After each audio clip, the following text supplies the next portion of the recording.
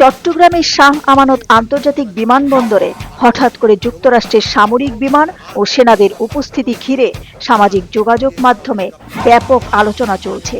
কেউ কেউ দাবি করছেন বাংলাদেশ নিয়ে বড় কোনো ষড়যন্ত্র চলছে, আবার অনেকে এটিকে দেশ দখলের প্রস্তুতির অংশ বলে উল্লেখ করছেন। তবে বাস্তবে পরিস্থিতি একেবারেই ভিন্ন।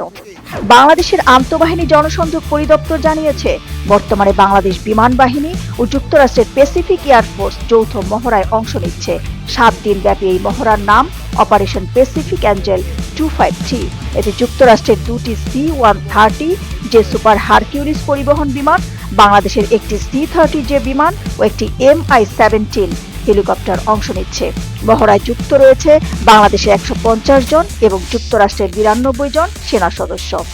আইএসপিআর ও যুক্তরাষ্ট্র দূতাবাসের তথ্য অনুযায়ী এই মহড়ার উদ্দেশ্য হল উড্ডয়ন প্রশিক্ষণ, কমব্যাট ট্র্যাকিং, সার্ভাইভাল এক্সারসাইজ, যুদ্ধকালীন প্রস্তুতি, অনুসন্ধান ও উদ্ধার কার্যক্রম, চিকিৎসা সহায়তা, বিমান নিরাপত্তা এবং দুর্যোগ মোকাবিলার সক্ষমতা বৃদ্ধি।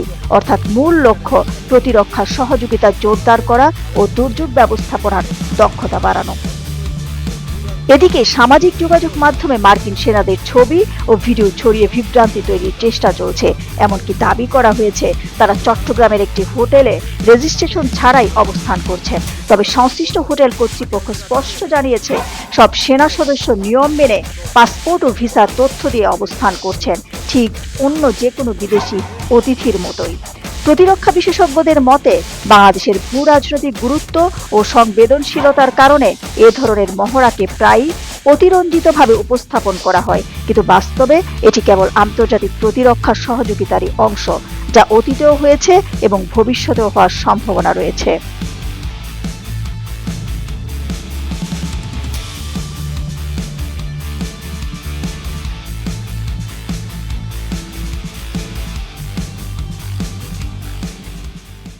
দিলরুবা খান, দৈনিক আর নিউজ।